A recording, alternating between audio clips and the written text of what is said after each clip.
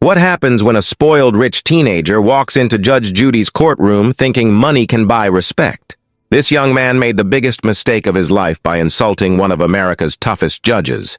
Her response didn't just put him in his place, it taught him a lesson about justice he'll never forget. Stick around because what Judge Judy said next will give you chills. Before we dive in, comment which country you're watching from. The courtroom was packed that Tuesday morning. People filled every seat, curious to see what case Judge Judy would handle next. Among them sat a 17-year-old boy named Brandon Mitchell.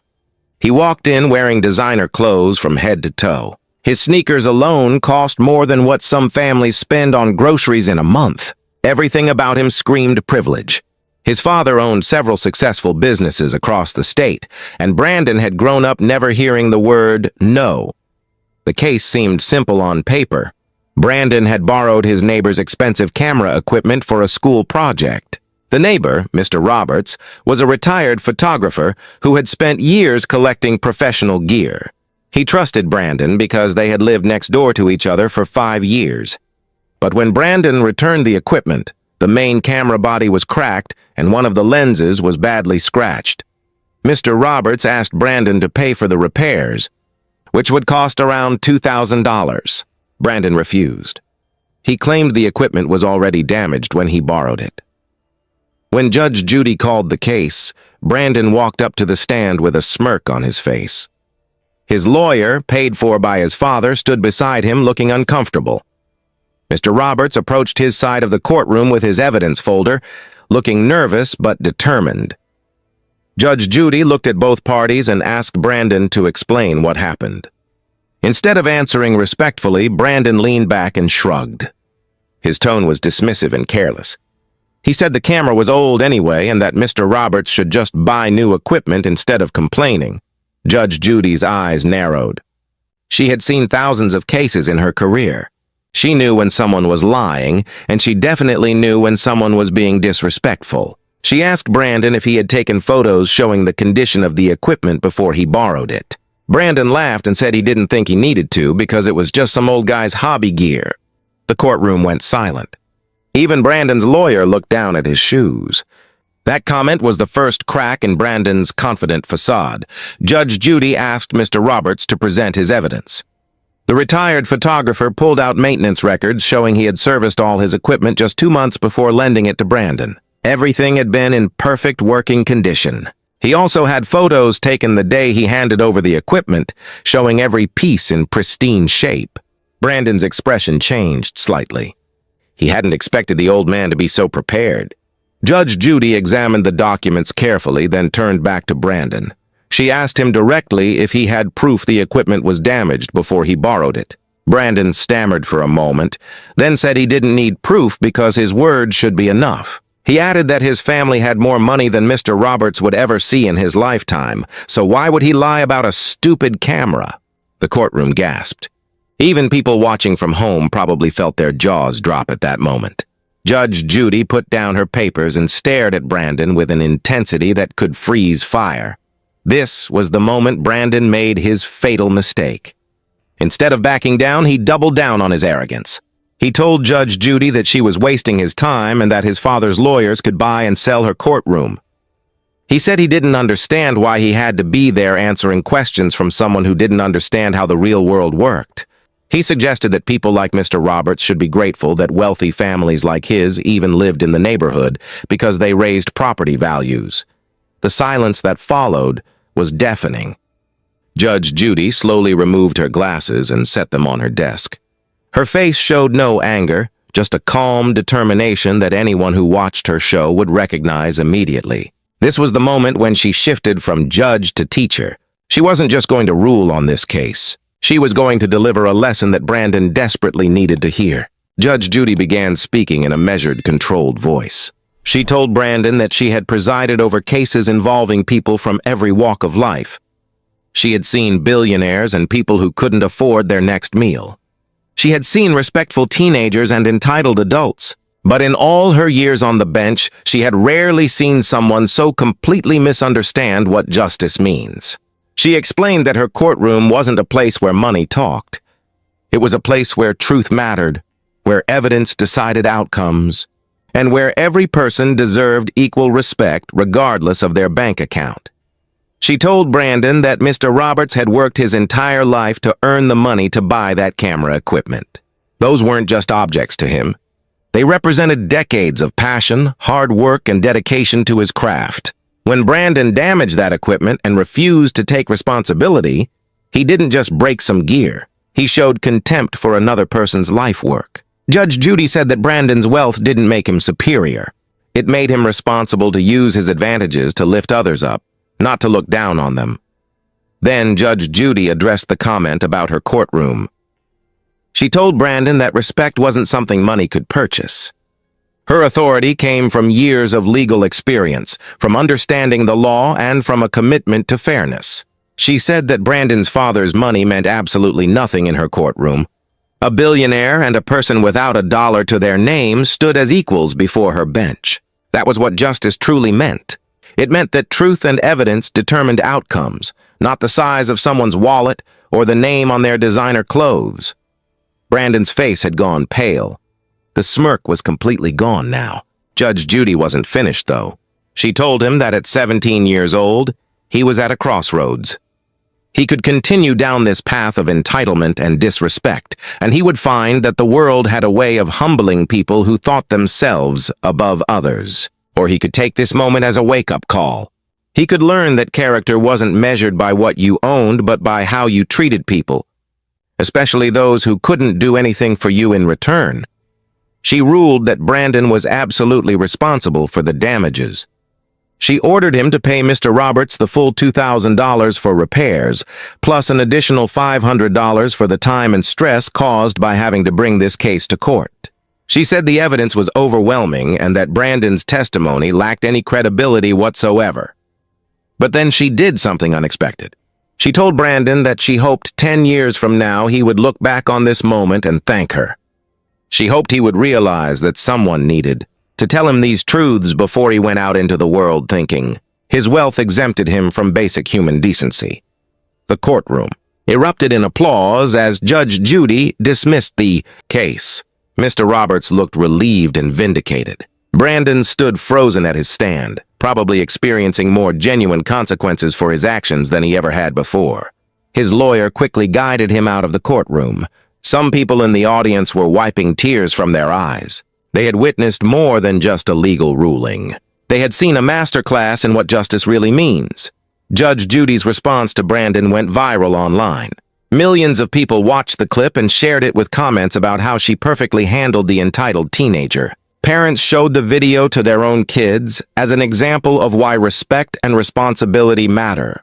Teachers played it in classrooms to spark discussions about character and values.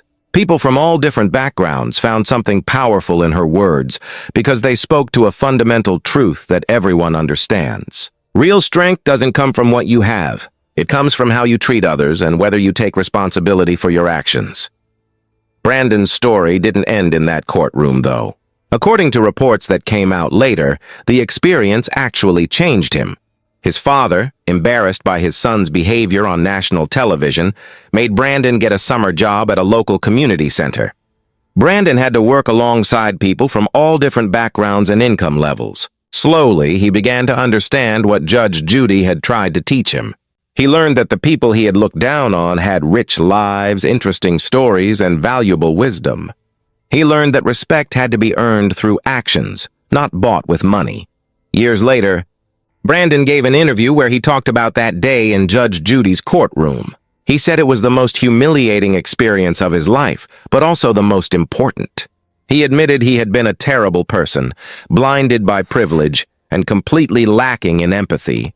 He said Judge Judy's words haunted him for months afterward, but eventually they inspired him to become better. He went to college and studied social work. He started volunteering with organizations that helped underprivileged youth. He used his family's resources not to elevate himself, but to create opportunities for others. Judge Judy's response to that rich teenager shows us what justice truly means. It's not about punishment for punishment's sake. It's about accountability, respect, and the understanding that we all share equal dignity as human beings. If this story touched you or made you think differently about respect and responsibility, Smash that like button and subscribe to HD Stories for more incredible real-life stories that inspire and teach valuable lessons. Drop a comment telling us what you thought about Judge Judy's response. Did she handle it perfectly? Or would you have done something different? We love hearing from you. Hit that notification bell so you never miss our next upload. Thanks for watching, and remember, true character is revealed not by what you have, but by how you treat others. A spoiled teenager walks into Judge Judy's courtroom thinking his father's position as governor will save him from consequences. He smirks, drops his dad's title like a weapon, and expects everyone to bow down. But Judge Judy, she doesn't flinch. In just 15 seconds, she delivers a response so brutal, so perfectly crafted, that it leaves him speechless, and the entire courtroom in absolute shock. What she said next changed everything. Before we dive in, comment which country you're watching from. The courtroom was packed that day.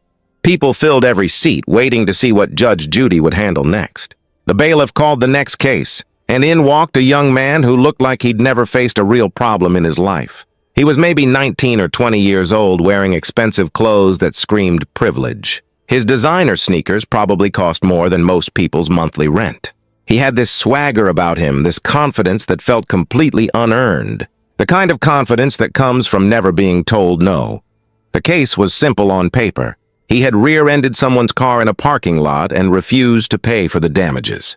The other driver, a middle-aged woman who worked 2 jobs to support her family, stood on the opposite side looking exhausted and frustrated. She had brought photos of her damaged bumper, repair estimates, and witness statements. Everything was organized in a neat folder. She was prepared. She needed this resolved because she couldn't afford to fix her car without his insurance information, which he had refused to provide. Judge Judy looked at the paperwork, then looked at the young man. She asked him a straightforward question about why he left the scene without exchanging information. That's when it happened. Instead of answering respectfully or even attempting to explain himself, he leaned back with this smug expression and said the words that would seal his fate. "My dad is the governor. He'll take care of this." He said it like it was a magic spell that would make everything disappear. The courtroom went silent. You could feel the tension shift. People in the audience exchanged glances. The plaintiff's mouth dropped open slightly. Even the bailiff raised an eyebrow. But Judge Judy, her expression didn't change one bit. She just stared at him for a moment, and you could see the wheels turning behind those sharp eyes. She's seen thousands of cases, dealt with every type of person imaginable, but this level of entitlement clearly hit a nerve. She let the silence hang there for just a second longer than comfortable. Then she leaned forward slightly and said, "Your dad is the governor." "Well, your dad isn't in my courtroom, you are. And in here, I'm the only one who governs." 15 seconds. That's all it took. The courtroom erupted. People gasped, someone laughed, and the young man's face went from smug to pale in an instant. His confidence evaporated like water on hot concrete. But Judge Judy wasn't done. She continued, explaining that his father's position meant absolutely nothing in her courtroom. She told him that trying to use his family's status to avoid responsibility was not only pathetic, but showed exactly the kind of character flaw that gets people into trouble their whole lives. She said that if his father really was the governor, he should be ashamed that his son thought political power was a substitute for personal accountability. Every word landed like a hammer. The young man tried to recover.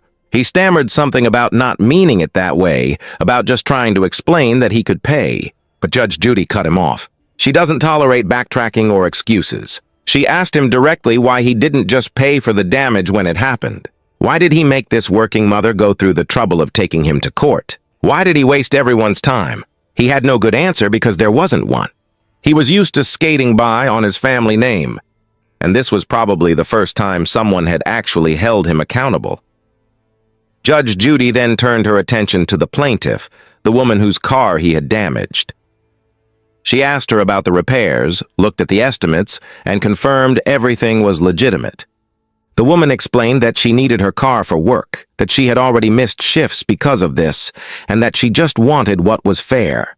Judge Judy nodded, and you could see the respect she had for this woman who was just trying to do the right thing and get her life back on track. Then came the ruling. Judge Judy ordered the young man to pay not just for the repairs, but also for the woman's time off work and the filing fees for the case. The total came to significantly more than if he had just handled it properly from the beginning. She made it crystal clear that his behavior, his attitude, and his attempt to use his father's influence had cost him extra. She told him that this was a lesson he clearly needed to learn, that actions have consequences, and that no amount of family connections would protect him from the results of his own choices. Hook, 25 seconds. A spoiled teenager walks into Judge Judy's courtroom thinking his father's position as governor will save him from consequences. He smirks, drops his dad's title like a weapon, and expects everyone to bow down. But Judge Judy, she doesn't flinch. In just 15 seconds, she delivers a response so brutal, so perfectly crafted, that it leaves him speechless, and the entire courtroom in absolute shock. What she said next changed everything. Before we dive in, comment which country you're watching from. The courtroom was packed that day. People filled every seat, waiting to see what Judge Judy would handle next. The bailiff called the next case, and in walked a young man who looked like he'd never faced a real problem in his life. He was maybe 19 or 20 years old, wearing expensive clothes that screamed privilege. His designer sneakers probably cost more than most people's monthly rent. He had this swagger about him, this confidence that felt completely unearned. The kind of confidence that comes from never being told no. The case was simple on paper. He had rear-ended someone's car in a parking lot and refused to pay for the damages. The other driver, a middle-aged woman who worked 2 jobs to support her family, stood on the opposite side looking exhausted and frustrated. She had brought photos of her damaged bumper, repair estimates, and witness statements. Everything was organized in a neat folder. She was prepared. She needed this resolved because she couldn't afford to fix her car without his insurance information, which he had refused to provide. Judge Judy looked at the paperwork, then looked at the young man. She asked him a straightforward question about why he left the scene without exchanging information.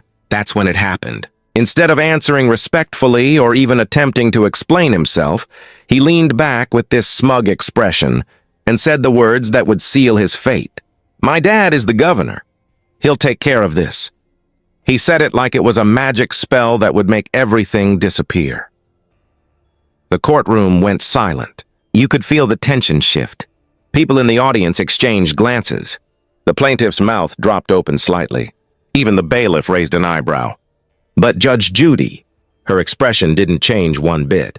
She just stared at him for a moment, and you could see the wheels turning behind those sharp eyes. She's seen thousands of cases, dealt with every type of person imaginable, but this level of entitlement clearly hit a nerve. She let the silence hang there for just a second longer than comfortable. Then she leaned forward slightly and said, "Your dad is the governor." "Well, your dad isn't in my courtroom, you are. And in here, I'm the only one who governs." 15 seconds. That's all it took. The courtroom erupted. People gasped, someone laughed, and the young man's face went from smug to pale in an instant. His confidence evaporated like water on hot concrete. But Judge Judy wasn't done. She continued, explaining that his father's position meant absolutely nothing in her courtroom. She told him that trying to use his family's status to avoid responsibility was not only pathetic, but showed exactly the kind of character flaw that gets people into trouble their whole lives. She said that if his father really was the governor, he should be ashamed that his son thought political power was a substitute for personal accountability. Every word landed like a hammer. The young man tried to recover. He stammered something about not meaning it that way, about just trying to explain that he could pay. But Judge Judy cut him off. She doesn't tolerate backtracking or excuses. She asked him directly why he didn't just pay for the damage when it happened. Why did he make this working mother go through the trouble of taking him to court? Why did he waste everyone's time? He had no good answer because there wasn't one.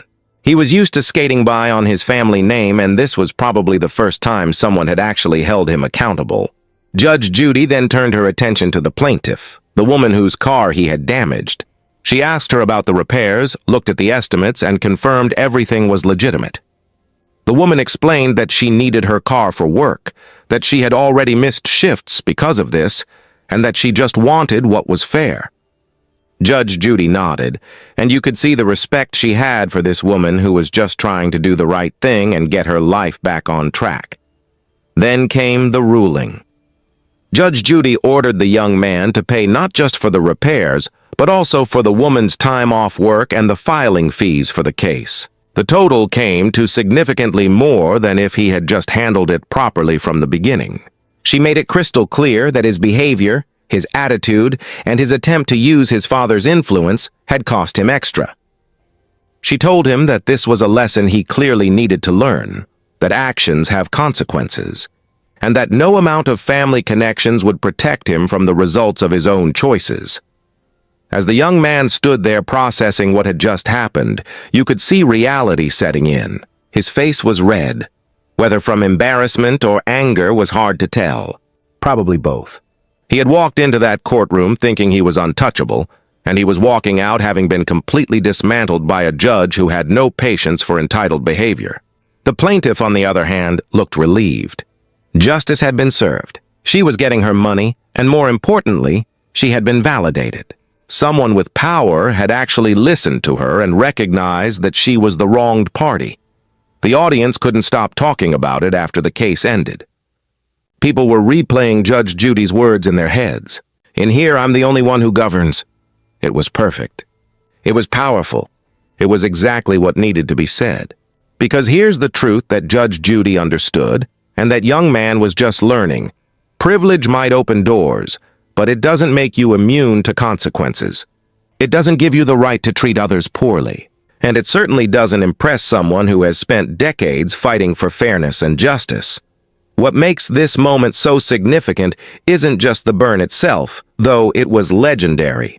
It's what it represents. Judge Judy's courtroom is one of the few places where wealth, status, and connections mean nothing. Everyone is judged by the same standard, the facts, the law, and basic human decency. She doesn't care if you're related to a governor, a CEO, or a celebrity. If you're wrong, you're wrong. If you've hurt someone, you owe them. If you're trying to dodge responsibility, she'll make sure you face it head on. The young man learned something that day that his privileged upbringing had probably never taught him. He learned that respect isn't given based on who your parents are. It's earned through your actions, your character, and how you treat other people. He learned that trying to name-drop your way out of trouble is not only ineffective, but makes you look weak and foolish. And he learned that there are still people in this world who won't be intimidated or impressed by titles and positions. Think about the woman he hit. She could have easily been intimidated when he mentioned his father being the governor. She could have backed down, worried about what might happen if she pushed forward with the case. But she didn't. She stood her ground because she knew she was right. And Judge Judy rewarded that courage by giving her exactly what she deserved. That's the beauty of that courtroom. It's a level playing field where the truth matters more than anything else. Judge Judy has been doing this for decades, and moments like these are why people love her. She doesn't play games. She doesn't care about making people feel comfortable if they're in the wrong. She cares about justice, fairness, and teaching lessons that clearly should have been taught long before someone ended up in her courtroom. Every case she hears is an opportunity to remind people that society functions best when everyone is held to the same standards. The story spread like wildfire after that episode aired. People shared clips on social media, quoted her response, and discussed it endlessly. It became one of those cultural moments that transcends the show itself. It resonated because everyone has encountered someone like that young man at some point. Someone who thinks rules don't apply to them. Someone who believes their family name or their money gives them special treatment. And watching Judge Judy put him in his place felt like justice, not just for the plaintiff, but for everyone who's ever been looked down on by someone who thought they were better. For the young man, hopefully it was a wake-up call. Hopefully he went home and thought about what happened. Hopefully he realized that his behavior was unacceptable and that he needed to change. Because the alternative is spending his whole life thinking he's above consequences, until one day he faces consequences so severe that even his family can't protect him. Judge Judy gave him a gift that day, even if he didn't realize it. She gave him the truth, delivered with the kind of force that might actually penetrate his bubble of privilege. And for everyone watching, It was a reminder that justice still exists in some corners of the world, that there are still people willing to stand up to entitled behavior and call it out for what it is.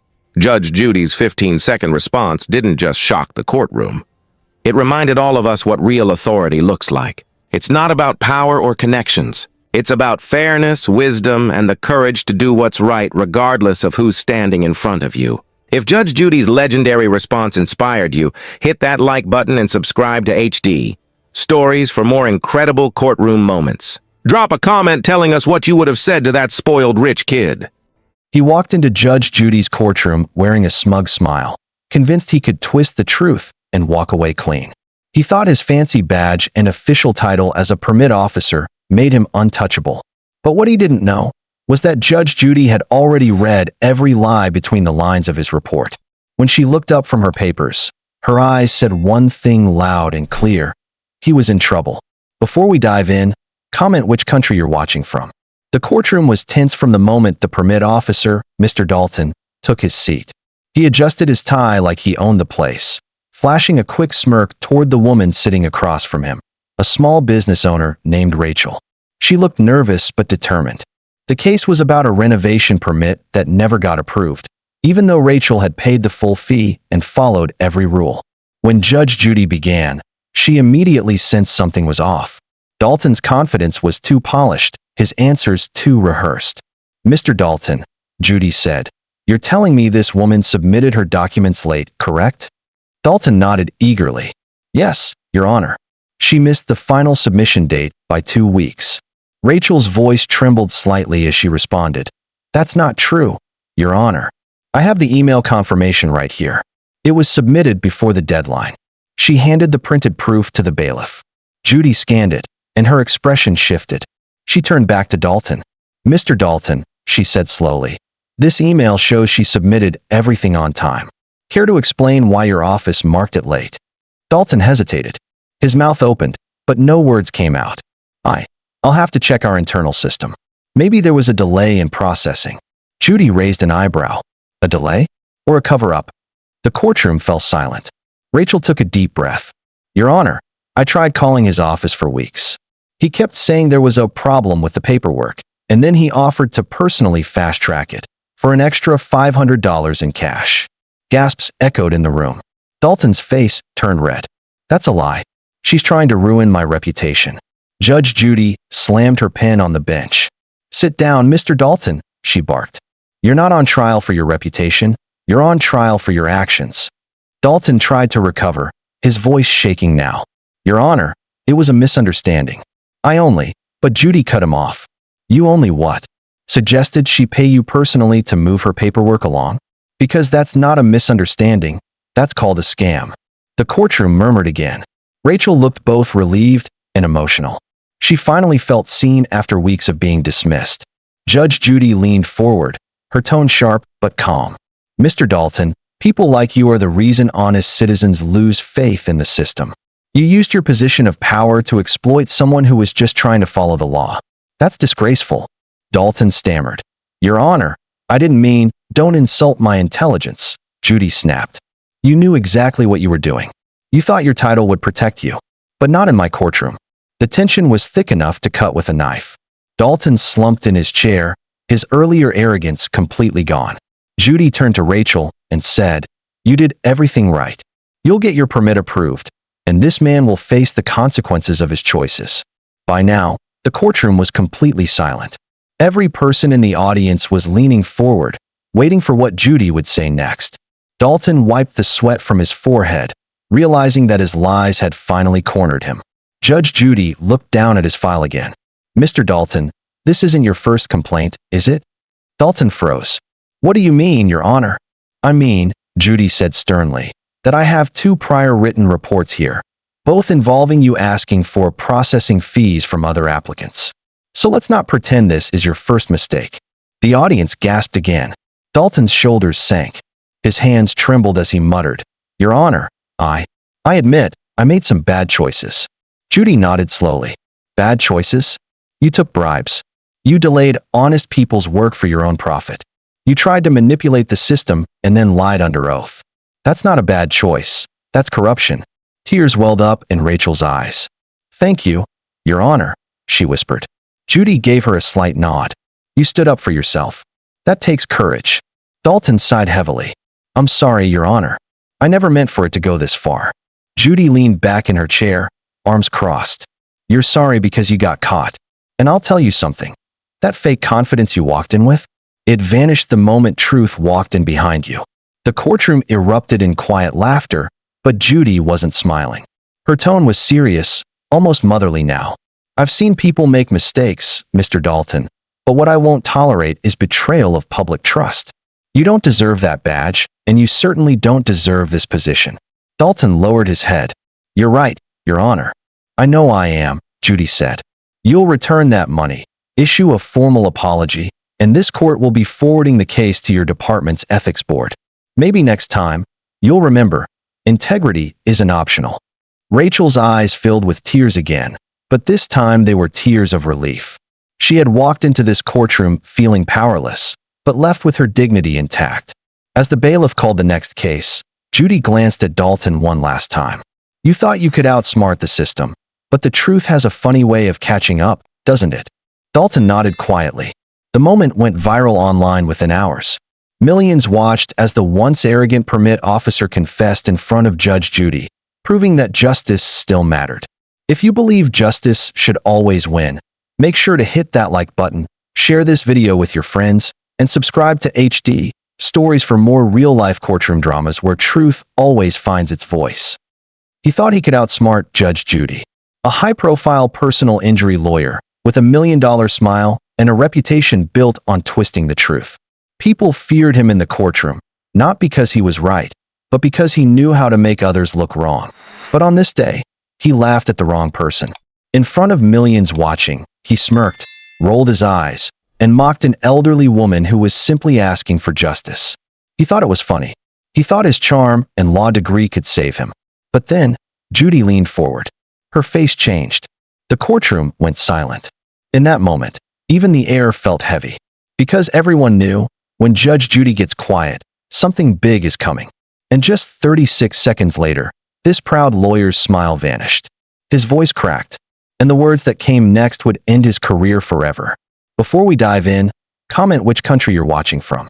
He walked into Judge Judy's courtroom with the arrogance of a man who thought he owned the law itself. Dressed in an expensive gray suit, briefcase in hand, and a smirk glued to his face, Michael Trent, a so-called personal injury lawyer, believed this was just another easy win. But what he didn't know was that in 36 seconds, his entire career would come crashing down, right in front of millions. The moment he stepped up to the plaintiff's table, Judy could sense it, that smug confidence, that entitled grin. She had seen it 1,000 times before. Michael wasn't just representing his client. He was showing off. He didn't respect the courtroom. He didn't respect her. When the case began, Michael leaned back, chuckling under his breath as Judy asked the plaintiff to explain her side. The plaintiff was an elderly woman, Mrs. Parker, who claimed that Michael's client had hit her car and refused to pay damages. But here's the twist. The person she was suing was also Michael's cousin, and Michael had failed to disclose it. As Mrs. Parker described her pain, Michael laughed, loudly. Judge Judy froze. Her eyes narrowed like daggers. "Did you just laugh at her?" she asked, her tone sharper than glass. Michael smirked.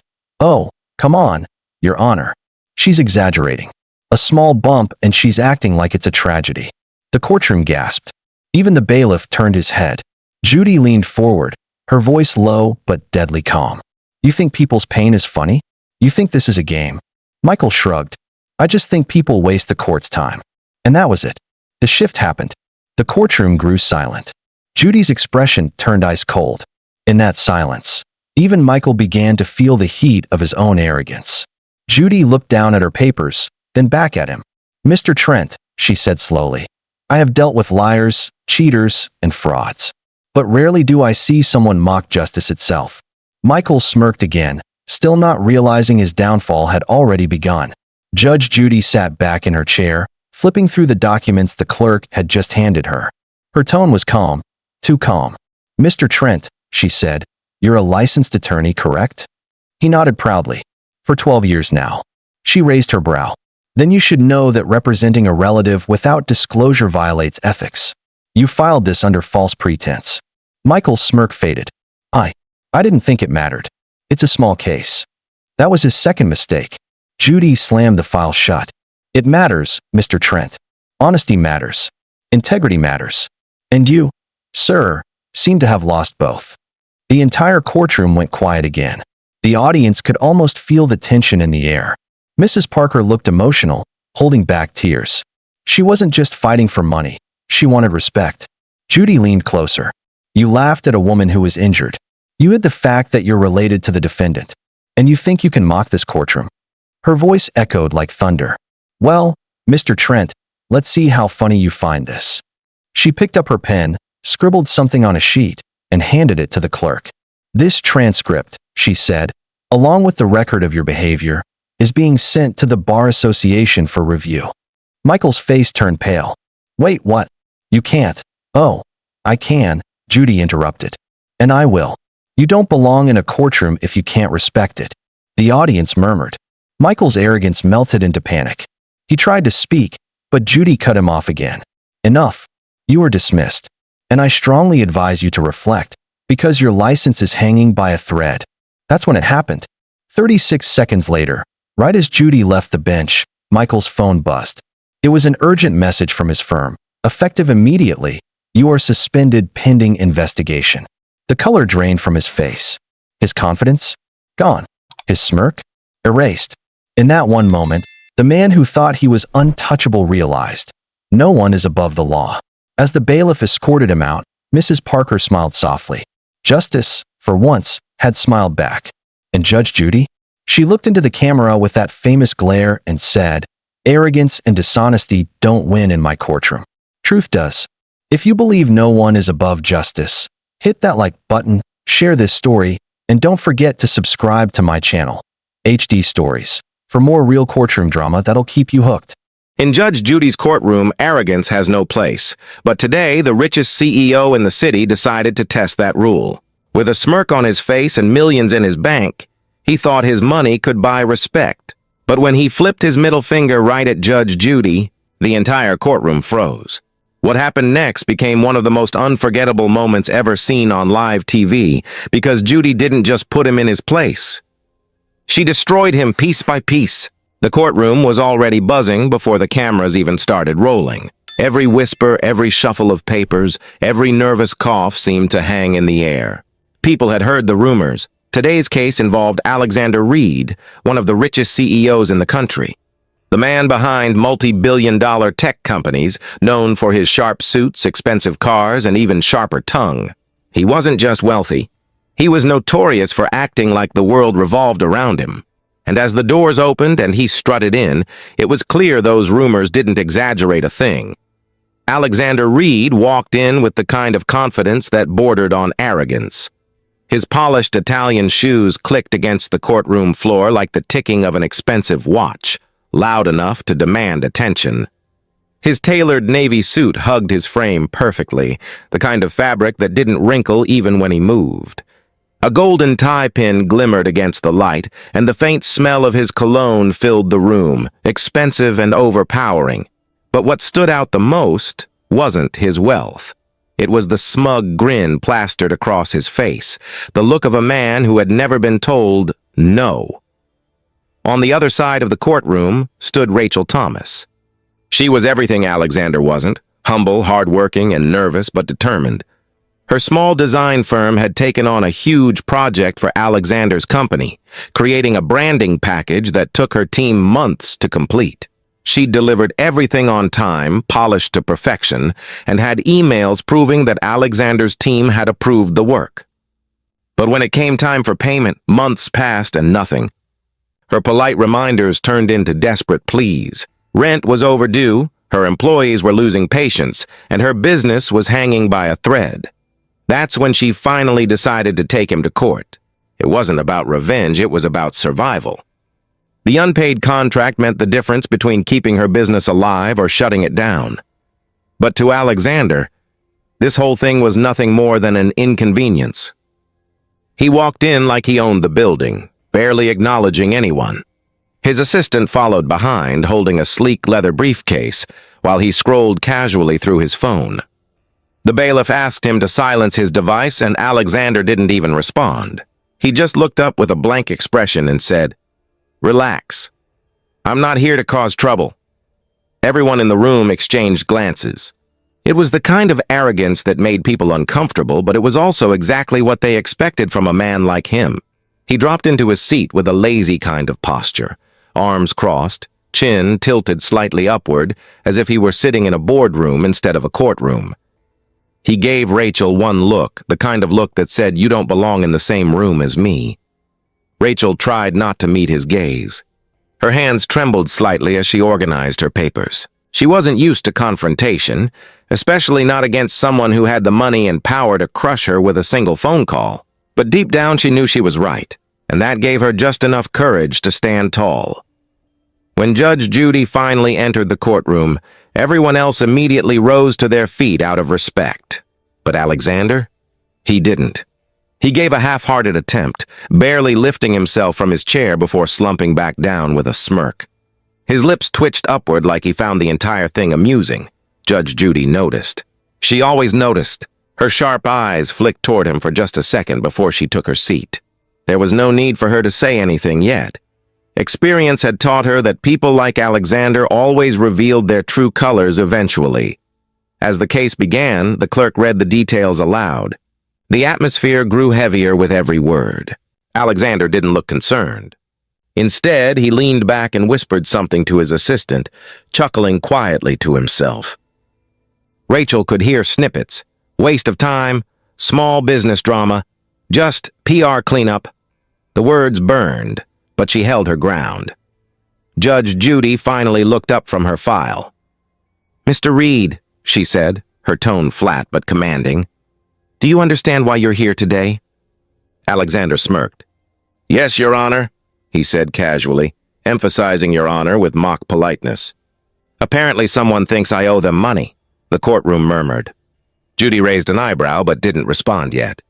She had handled men like him her entire career, men who thought money equaled power, who believed they could out-talk or outsmart the law. And she always knew exactly how to break them down. Rachel spoke softly, explaining how she had fulfilled every part of her contract but never received payment. Her voice cracked slightly when she mentioned how her employees hadn't been paid in weeks. Alexander rolled his eyes, muttering under his breath, "Oh, please spare me the sob story." Judy heard that too. She didn't comment. Not yet. Instead, she looked down at her notes, her pen tapping slowly against the paper. She was waiting for Alexander to dig his own grave, and he would. He always would. Because arrogance has a way of blinding people, especially the kind who think they're untouchable. By the time Section 1 ended, one thing was certain: this courtroom wasn't Alexander Reed's playground, it was Judge Judy's arena. And soon enough, she'd show him exactly what happens when money meets justice. Judge Judy's courtroom had seen arrogance before, but what Alexander Reed brought that morning was on another level. The moment she started asking questions, his tone made it clear he didn't take this seriously. Leaning back in his chair, arms folded, he gave her a smirk that said he thought this was beneath him. "Your Honor," he began, his voice dripping with condescension, "I run a billion-dollar company. I don't exactly have time for this kind of childish nonsense." The room went quiet for a split second before a low wave of gasps and murmurs rippled through the audience. Judy's eyes narrowed, but her expression stayed calm, too calm. That calmness was always a warning sign to anyone foolish enough to challenge her authority. She tilted her head slightly and said, "Then maybe you should have paid for your childish nonsense before ending up in my courtroom, Mr. Reed." A burst of laughter erupted from the audience. Even Rachel couldn't help but hide a small, nervous smile. But Alexander? He rolled his eyes and muttered under his breath, "Whatever." That one word hung in the air like a bad smell. Judy's pen paused mid-air. She didn't say anything right away. She didn't need to. The silence itself was powerful enough to make everyone shift in their seats. Then she leaned forward, elbows resting on the desk. "Excuse me, Mr. Reed?" He shrugged, glancing away. "I said whatever. Can we just get this over with? I have a meeting in an hour that's worth more than this entire case." Rachel's heart dropped at his words. She wasn't surprised, but it still stung hearing how little he cared about the damage he had caused. She took a breath and spoke up quietly, her voice trembling slightly but steadying with every word. "Your Honor, I tried to reach out to Mr. Reed's office for months. I sent invoices, emails, and even called. His assistant kept telling me, 'He's busy.' My company depended on that payment to stay afloat." Judy nodded, listening intently. "And you have proof of this communication?" Rachel held up a folder filled with documents. "Yes, ma'am. Every single message." Alexander gave a sarcastic little laugh. "She probably spent more time printing emails than actually working." The audience turned their eyes toward him again. His arrogance was astonishing, but Judy remained poised. She took the folder from Rachel, flipping through the pages slowly. Then she looked up at Alexander. "Mr. Reed, did you or did you not sign this contract promising full payment upon completion?" Alexander leaned forward just slightly, lips twitching in amusement. "I might have. I sign a lot of things. I don't read every detail." That was the moment everyone felt the shift in the room. Judy stopped flipping the papers. Her eyes, cold and sharp, locked onto his. "You might have? Mr. Reed, you do understand that contracts are legally binding documents, correct?" He smirked, tilting his head. "I understand that, but let's be honest. Sometimes people exaggerate their value. She got exposure working for my company. That should count for something." The way he said it made Rachel's stomach twist. She clenched her fists on the table but kept quiet. Judy's voice dropped slightly, calm but cutting. "So, what you're saying is, you didn't pay her because you believe she should be grateful for working for you." Alexander chuckled softly, unaware he was walking into a trap. "Well, when you put it that way..." "Yeah," the room gasped again. Even his own assistant looked mortified. Judy wrote something down on her notepad without breaking eye contact. Her pen scratched slowly across the paper and the sound of it filled the silence. "Interesting," she said. "You think exposure pays bills? You think admiration covers rent?" Alexander shrugged again, smiling smugly. "People would kill for a chance to work with me." She should have known that. That's when Judy leaned back in her chair, arms crossed, expression unreadable. "Tell me something, Mr. Reed. How much did your company make last quarter?" He straightened proudly. $200 million. "And how much was the contract you refused to pay Ms. Thomas?" He rolled his eyes. $20,000. Judy tilted her head. "So, $20,000, less than what you probably spend on your car tires, is what you decided not to pay this woman, even though she completed her work." Alexander smirked. "When you say it like that, it sounds bad, but it doesn't just sound bad," Judy interrupted, her tone sharp as glass. "It is bad. It's unethical, it's disgraceful, and it's the reason people like you end up sitting exactly where you are right now, thinking your money makes you untouchable." He opened his mouth to argue, but Judy wasn't finished. "Tell me something else," she said quietly, her voice suddenly calm again. "Do you treat all your business partners this way, or just the ones you think are beneath you?" He laughed under his breath. "Not everyone deserves the same respect, Your Honor. That's just how the world works." And there it was, the sentence that froze the entire room. "Beneath you," Judy repeated softly, her voice carrying more power in those two words than most people could manage with a shout. The audience went silent. The bailiff shifted, watching closely. Judy's eyes narrowed just slightly, and for the first time since the case began, Alexander Reed looked uneasy. He had no idea that in that single moment, with that one arrogant sentence, he had already sealed his fate. The tension inside the courtroom had already reached a breaking point. Judge Judy had given Alexander Reed more than enough chances to correct his attitude, but every word he spoke only made things worse. His arrogance wasn't just visible, it filled the room like smoke, suffocating any sense of civility. Rachel sat quietly at her table, her hands gripping the edge of her documents, silently praying that the judge would finally put him in his place. Judy, calm as ever, continued her questioning. "Mr. Reed, you've admitted that you didn't read the contract you signed. You've also admitted you didn't pay the agreed amount. What part of this are you finding confusing?" Alexander let out a loud sigh and leaned back in his chair. I'm not confused, Your Honor. I just think this entire thing is a waste of time. Then why are you still here? Judy replied dryly, her tone sharp enough to cut through his smugness. He shrugged. Because apparently people like her, he gestured dismissively toward Rachel, think they can use the courts to make a quick payday. A gasp rippled through the audience. Rachel's face flushed red, but she didn't speak. Judy, on the other hand, simply stared at him for a long, cold moment. Mr. Reed, she said, you will not point, insult, or belittle anyone in my courtroom. You're already walking on thin ice. Alexander smiled in that infuriatingly confident way that had made countless employees and business partners despise him. Relax, he muttered under his breath. You're taking this too seriously. Judy raised her voice just slightly. Excuse me. He didn't back down. I said you're overreacting. You're treating this like I committed a crime. It's a contract dispute, not the end of the world. Your behavior, Judy shot back, is the issue here, not the contract. You're in a courtroom, not a cocktail party. That's when it happened. The beginning of the end. Alexander laughed, loud and obnoxious, the kind of laugh meant to humiliate rather than amuse. He tilted his head, looked directly at Judy, and said, You know what? You need to calm down. The entire courtroom went still. Even the bailiff's posture changed. Everyone knew what was coming. Judy slowly stood up, her expression unreadable. Mr. Reed, she said firmly, you are dangerously close to contempt of court. You will not disrespect me or this process again. Alexander threw his hands up dramatically. Oh, come on! This is ridiculous. I've been running billion-dollar deals since before half the people in this room had jobs. You think I care about your little courtroom lecture? Rachel covered her mouth in disbelief.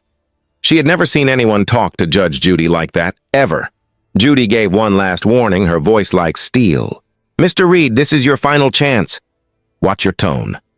And then, without hesitation, without shame, Alexander leaned back in his chair, smirked, and raised his middle finger. For 1 second, nobody moved. The air seemed to vanish from the room. The cameras stopped panning.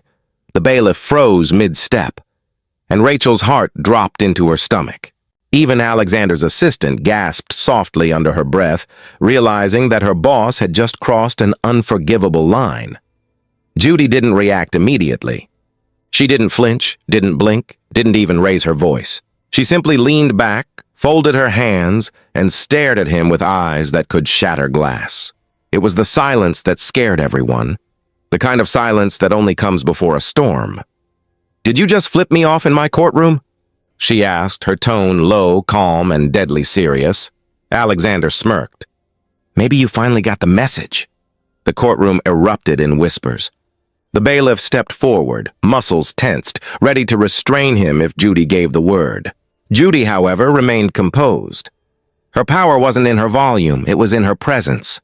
When she finally spoke, her words cut through the air like a blade. Mr. Reed, she said, each word deliberate and cold, you have just committed the single most disrespectful act I have ever seen in my courtroom. You think your money makes you powerful? You think arrogance makes you superior? Let me educate you on something. You can't buy dignity. And clearly, you've never earned it. Alexander's smirk faltered. Oh, please, he scoffed. You can't do anything to me. Judy turned to the bailiff. Remove Mr. Reed from this courtroom immediately. I am holding him in contempt of court. He will spend 48 hours in jail and be fined $50,000 for his behavior. The audience gasped again. The bailiff moved swiftly, stepping behind Alexander. For the first time, the billionaire's confidence cracked. Wait, what? You can't be serious, he shouted, standing up. Judy didn't even look at him. I am very serious, Mr. Reed. You've embarrassed yourself, your company, and everyone foolish enough to respect you. Now get out of my courtroom. The bailiff took him by the arm, escorting him toward the exit as the cameras rolled. Alexander tried to pull away, his voice echoing through the room. This isn't over. You'll regret this. Judy didn't respond. She simply adjusted her glasses, glanced down at the paperwork in front of her, and said quietly, Bailiff, closed the door behind him. As the heavy doors swung shut, the sound reverberated through the silent courtroom. The smirk, the arrogance, the false confidence, it was all gone. And for the first time in his life, Alexander Reed learned what true power actually looked like. It wasn't in money. It wasn't in status. It was in respect, and that he had just lost forever. The courtroom felt entirely different once Alexander Reed was escorted out. The air, once thick with arrogance and tension, now seemed calm and clear, almost peaceful. Judge Judy sat in silence for a brief moment, her expression unreadable.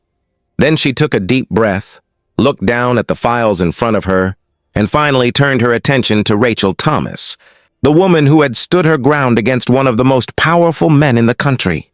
"Ms. Thomas," she said softly, her tone gentler now, "I've reviewed every invoice, every email and every message. You did your job. You delivered quality work, and you kept your end of the agreement." Rachel's eyes glistened. For months, she had been fighting this battle alone, writing emails that went unanswered, losing sleep, wondering if she'd ever see justice. Now, standing there in front of the most famous judge in America, she finally felt seen. Judy continued, "People like Mr. Reed believe that money gives them power. But the truth is, integrity and honesty will always outlast arrogance. You deserve respect, and you deserve payment." With one firm stroke of her pen, Judy signed the ruling. "Judgment in favor of the plaintiff," she said clearly. "Full payment plus damages for the emotional and financial strain caused by Mr. Reed's negligence." The courtroom erupted in quiet applause. Even the bailiff, who rarely showed emotion, gave a small nod of approval. Rachel covered her mouth, tears streaming down her cheeks, not out of sadness but out of relief. It wasn't just about the money anymore. It was about justice. It was about proving that even someone small could win against someone who thought he was untouchable. Judy wasn't finished. She turned to the clerk and said, "Please note for the record, Mr. Reed is held in contempt of court and fined $50,000. Let that be a reminder that in this courtroom, no one is above respect or the law." The cameras caught every word, and within hours the clip went viral across the internet. People from all walks of life, employees, small business owners, even former clients of Alexander's company, shared the video, calling it poetic justice. The headlines the next morning were brutal. Billionaire CEO humbled by Judge Judy's sharp wisdom. Alexander's public relations team scrambled to contain the fallout. Stock prices for his company dropped overnight, and investors started demanding answers. Meanwhile, Rachel's story became an inspiration. Her design business, which had been on the verge of collapse, suddenly saw a flood of new clients who admired her courage and integrity. She became a symbol of hope for small businesses everywhere, the woman who stood up to a giant and won. As the day ended, Judge Judy finished her paperwork and looked up briefly, speaking not just to the courtroom but to everyone watching. "You can have everything in the world," she said firmly, "but if you lose your respect, you have nothing." Those words echoed far beyond the courtroom walls. They became the line people quoted under the viral clip, the sentence replayed in motivational videos, the lesson that even the richest man in the room had to learn the hard way. In that moment, justice wasn't just served, it was remembered. If you enjoyed watching arrogance fall and justice rise, make sure to like and subscribe for more powerful stories.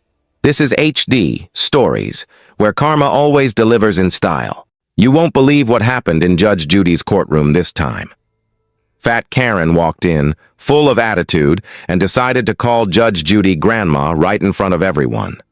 She thought it would embarrass the judge, but what happened next left the entire courtroom speechless. Judge Judy's savage comeback didn't just shut Karen down, it completely destroyed her argument. Stick around because this is one courtroom showdown you cannot miss. The courtroom was buzzing with tension, every eye on the figure striding confidently through the doors. Karen, often described as larger than life, didn't just walk in, she practically owned the space, her presence commanding attention from everyone in the room. Her confidence was palpable, almost overwhelming, as if she had rehearsed this moment for days, maybe even weeks. She had that smug, self-satisfied smile, the kind that instantly makes people uncomfortable, and it was clear she thought she had already won before even speaking a single word. Every step she took seemed deliberate, calculated to show dominance, and every head in the courtroom subtly turned to watch her. Judge Judy, sitting in her usual seat of authority, looked up at Karen with that signature raised eyebrow, the one that could intimidate anyone in the room. But unlike everyone else, Judy didn't flinch. Her expression was calm, almost serene, yet it held the power of a storm contained. She didn't need to speak. Her mere presence reminded everyone why she was the ultimate authority in that room. Karen, however, was undeterred. She leaned forward slightly, tilting her chin in what she probably thought was a clever, sarcastic way of asserting herself. Then, in a voice dripping with condescension and mockery, she let the words slip out. "Grandma." The courtroom gasped, as if someone had struck a chord no one expected. A few of the spectators exchanged quick, shocked glances, while the bailiff, who had seen hundreds of difficult cases and unruly plaintiffs, raised an eyebrow in disbelief. Karen probably thought she had scored the ultimate insult, a clever trick that would embarrass the judge and make the audience laugh at her audacity. But Judge Judy's face didn't change, not even a twitch. Her eyes locked on Karen, sharp and unyielding, like a hawk assessing its prey. The calmness in her expression contrasted sharply with the audacity of Karen's insult, and it made the smirk on Karen's face falter just slightly, though she didn't notice. Judy's silence was louder than any words she could have said. It carried an invisible weight, a clear message that mocking her would get you nowhere. Karen, mistaking the silence for fear or hesitation, allowed her smirk to widen. She straightened her shoulders, leaned even more forward, and let out a small, almost imperceptible laugh, as if to say, "I got you." She was basking in what she thought was her victory, unaware that she had only painted a target on her own back. The tension in the room was thick, almost tangible, like static electricity before a storm. Every person in the audience felt it, the delicate balance between confrontation and consequence. You could almost hear the collective holding of breath, a silent anticipation for what would happen next. It was the kind of moment that feels frozen in time, where everyone knows that something significant is about to unfold. Karen's confidence radiated outward, but it was brittle, fragile, and ready to shatter at the first sign of challenge. As Karen continued her little display, leaning casually against the railing, Judge Judy finally gave a subtle shift in her posture, an almost imperceptible movement that carried the authority of decades of courtroom experience. It was a quiet warning, but anyone paying attention would recognize it for what it was, the calm before a storm. Karen, lost in her own arrogance, didn't notice it. She thought the courtroom was hers, that she had somehow outmaneuvered one of the most respected judges in the country. Every subtle glance, every slight movement from the audience only reinforced her illusion. But Judy's eyes never left her. There was no anger, no impatience, only sharp, unwavering focus.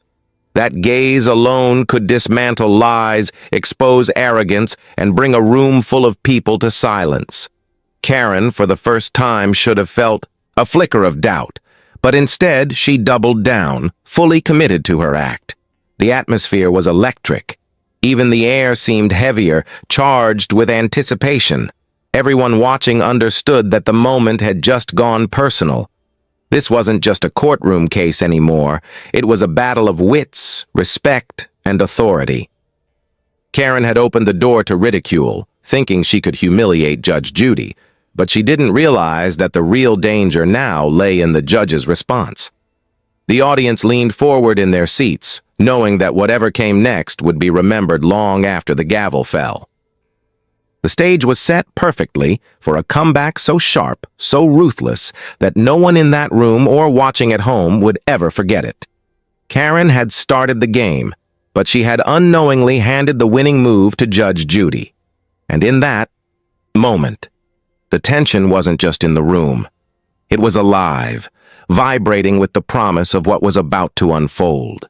Judge Judy finally decided it was time to speak. The courtroom had gone silent, every eye fixed on the judge, waiting for her reaction. Her voice, calm and steady, carried the weight of authority, experience, and a lifetime of courtroom battles. "Grandma?" she repeated, letting the single word hang in the air. It wasn't just a question, it was a challenge, a subtle yet sharp way of turning Karen's own insult back on her. The tone was both questioning and slightly mocking, and it immediately caught Karen off guard. Her confident smirk, which had seemed untouchable just moments before, faltered slightly.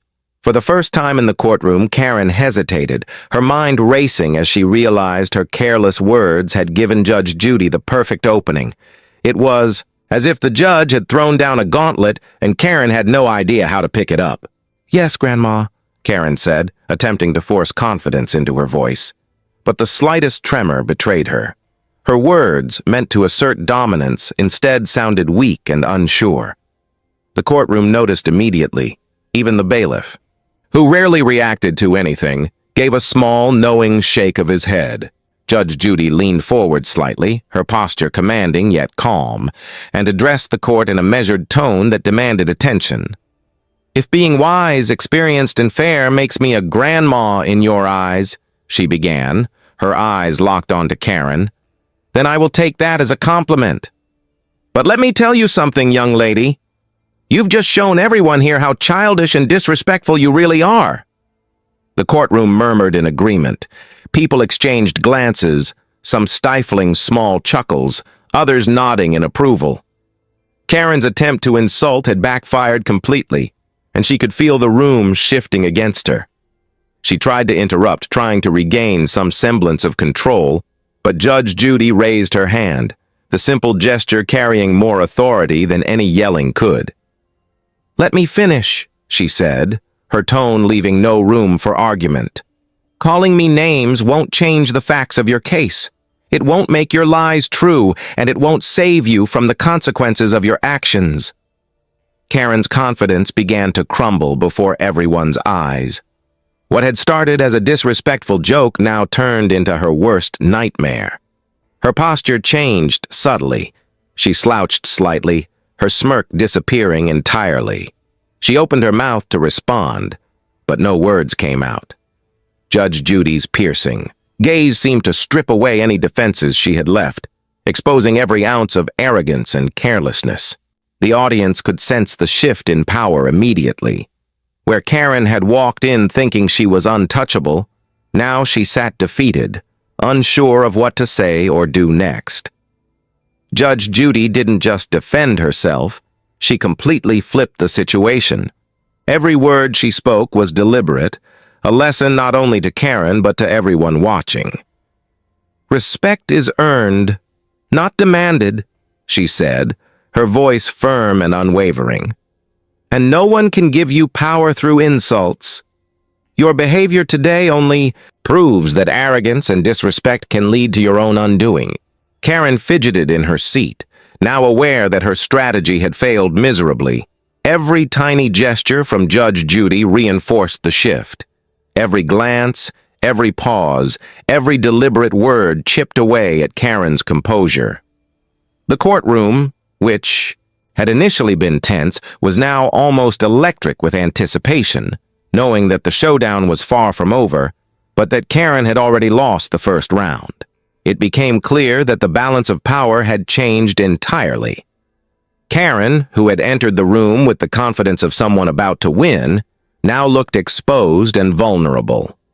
Judge Judy's measured response had turned the tables completely, proving why she was known as one of the sharpest and most respected judges in the country.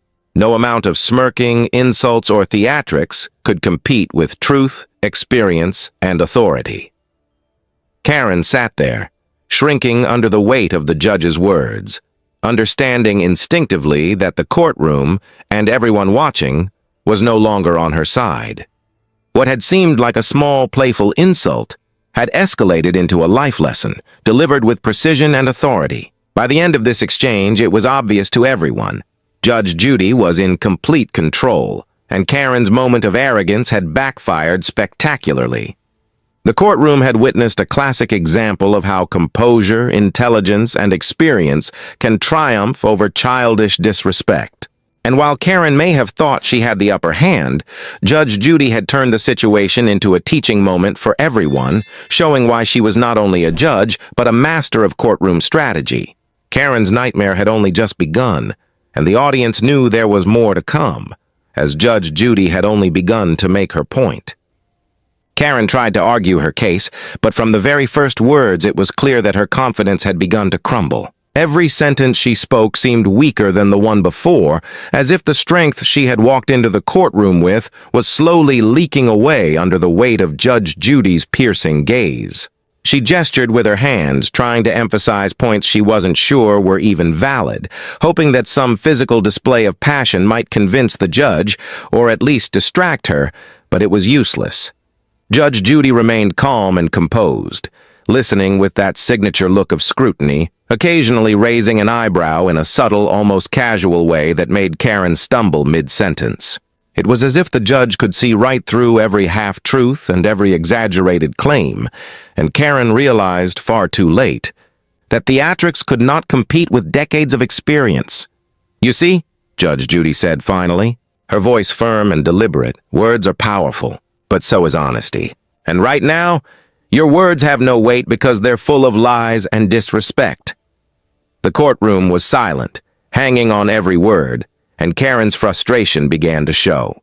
Her cheeks flushed, and she shifted in her seat, trying to regain some semblance of authority. She gestured wildly, as if frantic hand movements could somehow balance out the truth she was failing to convey. But Judge Judy was unshaken.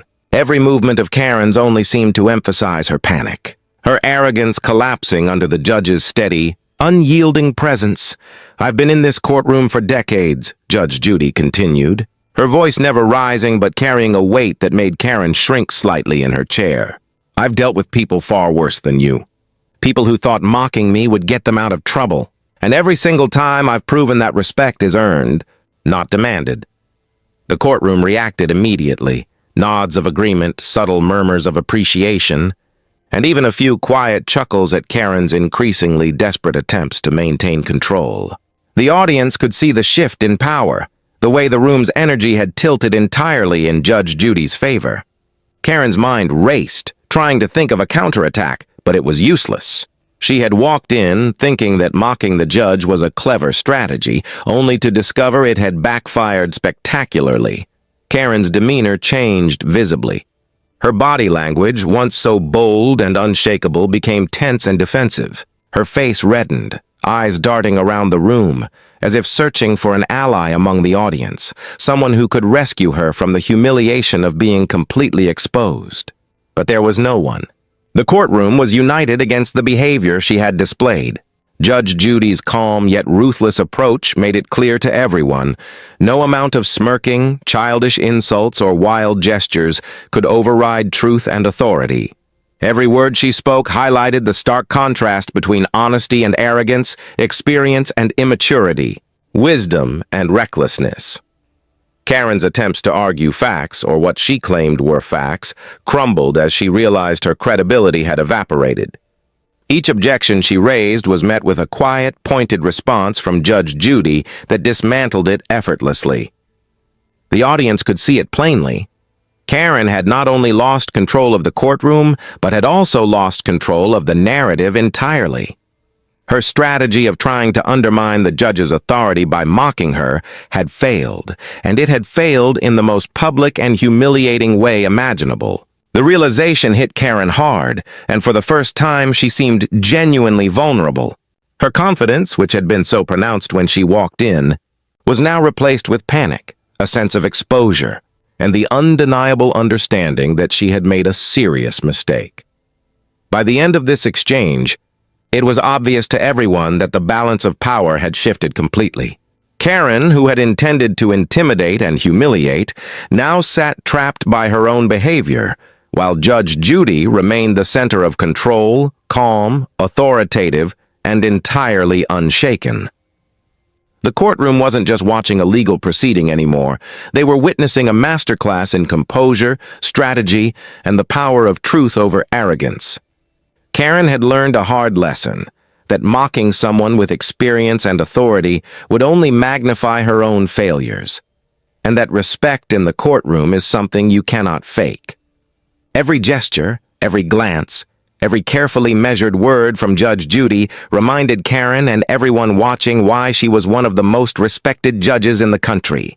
The arrogance that Karen had walked in with was gone, replaced with a pale, shaky, and panicked realization that she had been completely outmatched. Finally, Judge Judy leaned back in her chair, the calm authority radiating from her like an unshakable force. She didn't rush, didn't yell, and didn't raise her voice unnecessarily. Every word she was about to deliver carried weight, the kind that made the entire courtroom hang on her every syllable. Karen, who had come in full of bravado, now sat frozen, unsure of how to respond, her confidence completely evaporated. The judge's eyes locked onto her, steady and unwavering, and the silence that followed felt almost suffocating. Then, in that measured, deliberate tone she was famous for, Judge Judy spoke. "I don't just make rulings here," she began, her voice firm, resonant, and calm all at once. "I expose the truth. And the truth is that your behavior today is completely unacceptable." Karen's jaw literally dropped.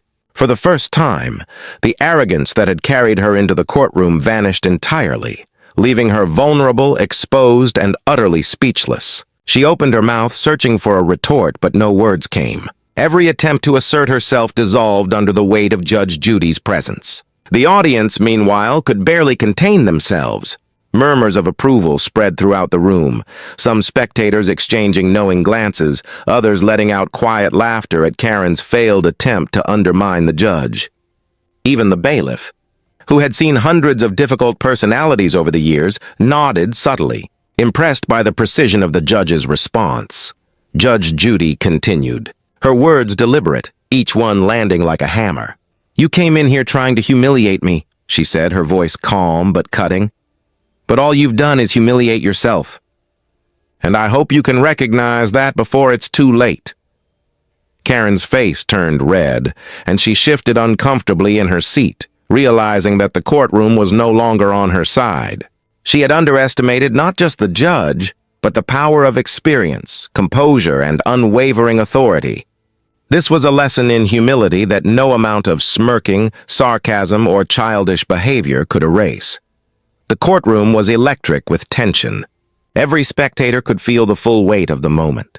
Karen's head hung lower as she began to understand the full scope of her mistake. Judge Judy's approach was methodical, almost surgical, dismantling Karen's confidence piece by piece. "Now," the judge continued, leaning slightly forward to emphasize her point, "I suggest you learn something from this experience.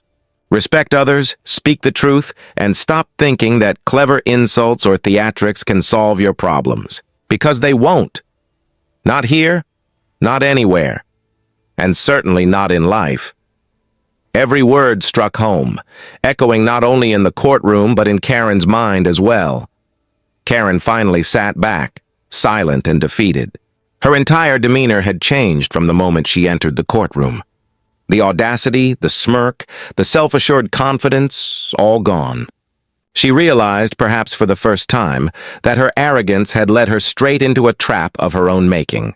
Judge Judy didn't just win the argument. She exposed Karen's behavior, showed the consequences of disrespect, and reminded everyone present why she had been such a formidable figure for decades.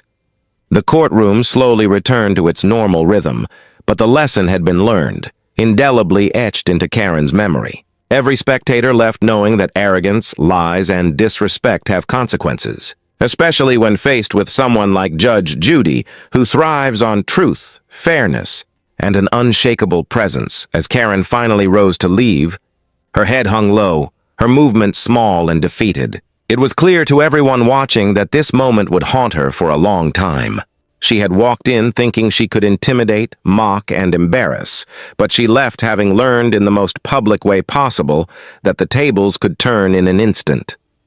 Judge Judy's calm, precise, and ruthless approach had transformed what could have been a small insult into a full-blown lesson in humility and respect. And for everyone observing, it was a reminder of why Judge Judy's comebacks are not just memorable, they are legendary. Her ability to expose arrogance, command authority, and deliver justice with unmatched precision left the courtroom buzzing long after the gavel fell. Karen's defeat was complete, her lesson unforgettable, and the courtroom once again reminded the world that Judge Judy is, without question, a master of the craft she has perfected for decades.